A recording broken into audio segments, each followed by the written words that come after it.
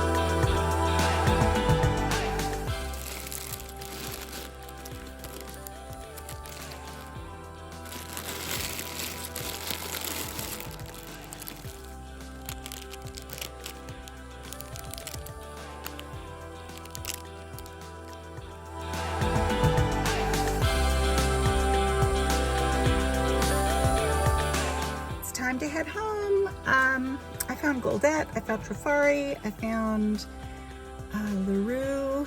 I found some decent things today, so we'll take a look at them when we get home.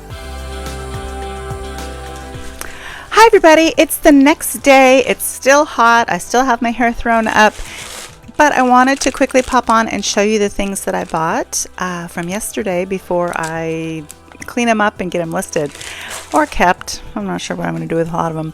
Anyway, let's get to it. I'm going to try to make this a quick one because I have lots to do today, but I didn't want to not share these before I put them away. So let's see. In the whole scheme of things, we went to this store first. This is where there are the $3 big places to look through jewelry. This is that Trifari that I found early on in the video. It is marked Trifari right on the clasp right there. I've never seen this one. I really like it. It's got faux pearls and little ropes of textured strands in between. And then this one, I debated on buying this one. This is, I believe, a Napier. Yes, it's a Napier, and it's just so wearable. I mean, it is older, but I just figured I have a bracelet like this that's real gold, and I hesitate to wear it sometimes because I don't want to lose it. So I might just keep this and wear it when I feel like wearing that other bracelet. This one I did not hesitate to grab. It is an older check necklace. Let's see if I can get it untangled. These guys, they kind of twist around with these beautiful kind of smoky topaz looking or citrine looking glass stones on it. It is prong set, open backed, just a really pretty necklace. I didn't even, like I said, I didn't hesitate to grab this one for $3. And then this one I thought long and hard about. It's not marked that I can see. Rhinestone AB crystal bracelet, and it's just really simple. It's got a little tassel on it. I'm not sure if this has been fixed though. These little rings do not look typical for rings that go into vintage jewelry, but either way, it's a nice heavy crystal bracelet and very wearable as well. A little flash of color there. And then this one is missing one stone, but look at how sweet this is. This is the LaRue, and this maker, oh, it's missing another one. That's okay, I can fix those.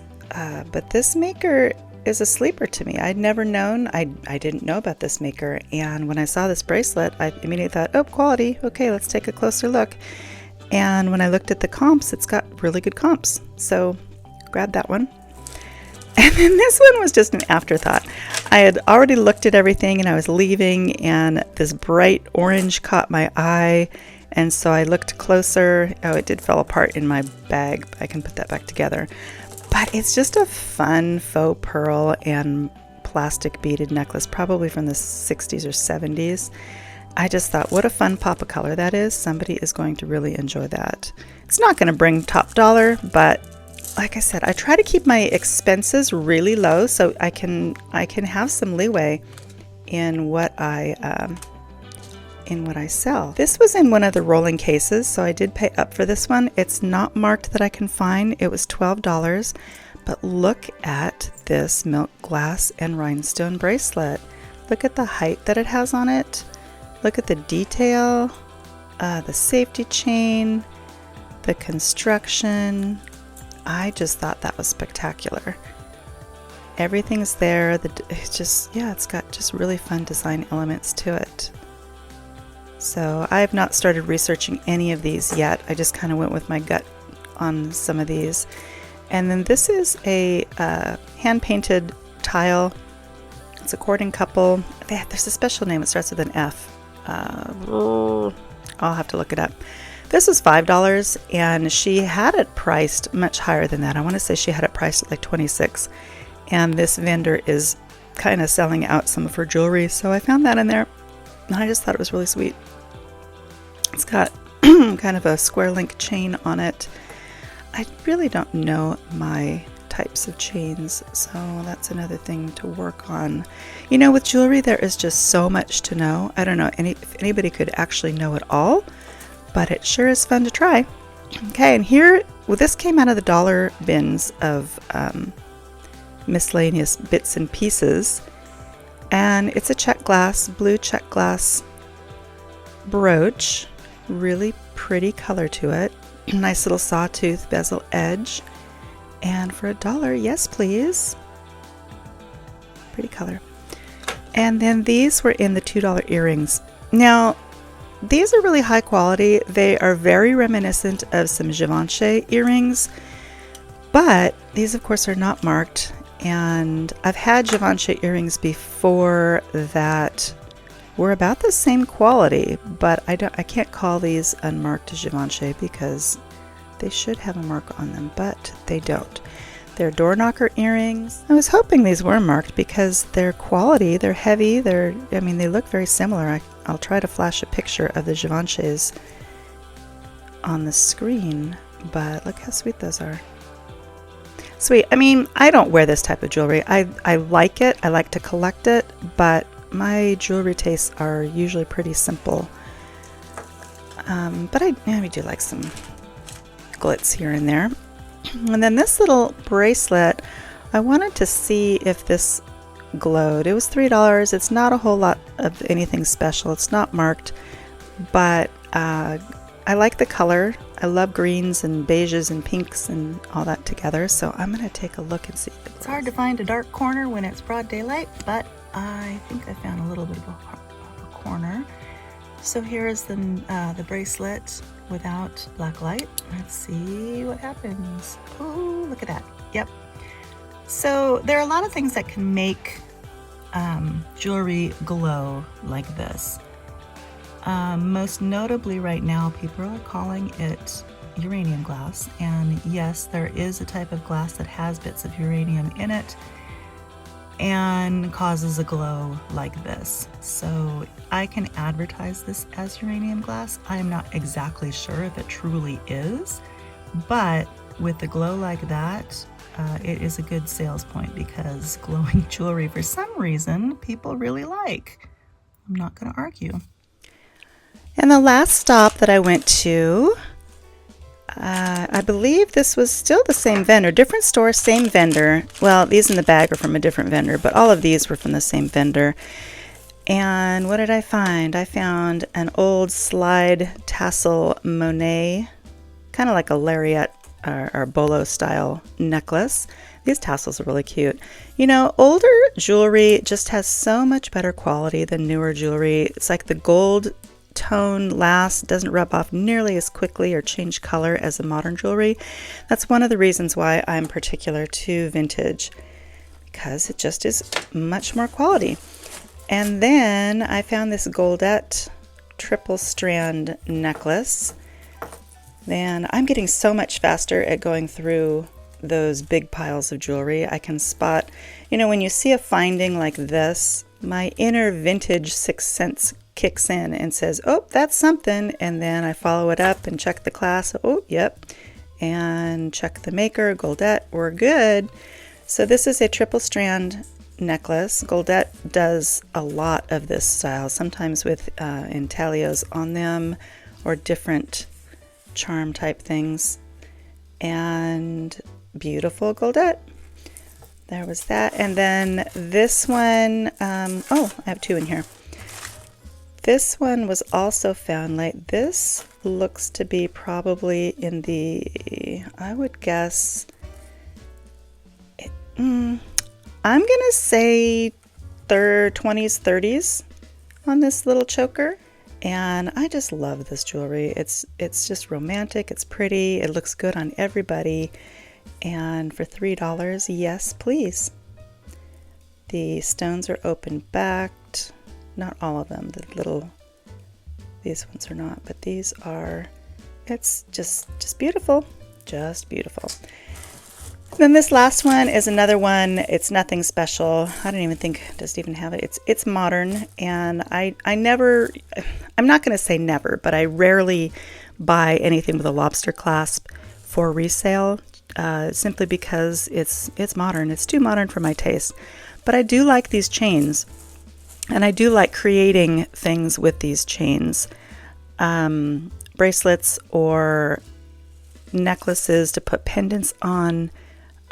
These work really well. So I often will buy things like this to use as parts and pieces to make new things with.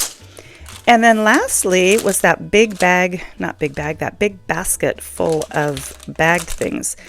It's really hard to look through all of those bags. And they say not to take things out of the bags, but sometimes you kind of have to, because like this necklace, it's a vintage necklace, but I didn't know if these were glass, which they are. And they're, you know, you want to check and see if things are broken. Like this is broken, and it just needs a jump ring. I can probably fix that. But I liked the chain, and I thought that I could make a couple new necklaces. If I didn't like this necklace, I could make a couple new necklaces using this chain. Could make a couple of chokers, or maybe just fix it and leave it as is. What do you think? In the comments, what do you think I should do with this? Should I try to sell it as is? Do you have luck selling things that are unmarked? I do if they're if they warrant cool keywords, or if they are just beautiful. So I don't mind getting unmarked things when they're old or classic. And then the last things, wait, I'm missing one. There it is. Okay, so these were kind of a no-brainer for $1, if I can get the bag open. Those are beautiful. Look at this, the sparkle on those. They're kind of an off color. It's almost like a champagne. It's kind of like a champagne, like a darker champagne color. They're not marked, but super pretty. And then the last two, They're just $1, so I don't consider this taking a gamble, but these look artisan. Well, they both look artisan. They both look sterling. These are not marked at all. I am going to test them for sterling. They're like a folded leaf design, very minimal, very modernistic. And then these, I believe, are marked. I couldn't quite read it while I was there. So let me take a quick look and see what I can find. Okay, so these are marked. They say Mexico. They actually have a signature on them right here. I can't quite read that signature. And then they have a little shield that either has a 39 or it has a number. It's not 925. The pearls are real and they are very unusual in design. I kind of like them for a modernist look. Let's see if I can read this one a little better. Okay, I can read this one. It says Delfino on it. So that is something I will look up. Hopefully I will have it looked up before I post this video and I can have some more information for you. But let's go ahead and test these really quick. Part of the fun of treasure hunting is taking some chances and finding out if what you think might be truly is. And that's really soft metal, so we will check that and we will check this. Now I've said it a million times before, not a million, I'm exaggerating, but to test silver I like to use the 18 karat gold testing solution, because when you put 18 karat gold testing solution on a sterling silver scratch, it'll turn blue. It's a lot easier than using the silver testing solution. Okay, so the leaves are turning blue and this one, it's turning blue, but maybe I didn't get a good enough scratch. I'm going to test the wire too. I don't see any base metal underneath it, so that's a good sign. Don't want to scratch too much because silver is pretty soft, and you don't want to cause a flat spot. Okay, that's much more conclusive. We have sterling, yay! So I got to look up Delfino Mexican silver, and then these leaves, I'll never know what they are, but I do know that they're sterling, so that's cool. All right, so that was the haul for today, or for yesterday. Thanks for watching. I would really appreciate it if you hit the thumbs up on the video. And also, if you think about sharing it with some of your jewelry groups or any of my videos, I'd really appreciate it. I am trying to get to that magical 1,000 subscribers. Not that I really care about being monetized. This is just a hobby for me, but it does take time and effort to make these videos, even though it's very enjoyable. But I don't know. It's just kind of a goal that I have to make my, what is it, something like $15 a day or something from YouTube. Anyway, thanks for watching, and I'll see you in the next video. Have a great day. It's me again. I forgot to mention that I sell jewelry and other items on eBay under Slow Happy Vintage, but I'm not really quick at getting things listed. So if you saw anything in this video or any of my videos that you're interested in, I may or may not have prices figured out yet, because sometimes I post videos before I know a lot of information about items. But I would be happy to sell things to you straight off this channel if you're interested. So go ahead and send me an email at slowhappyvintage@aol.com, and we'll go from there.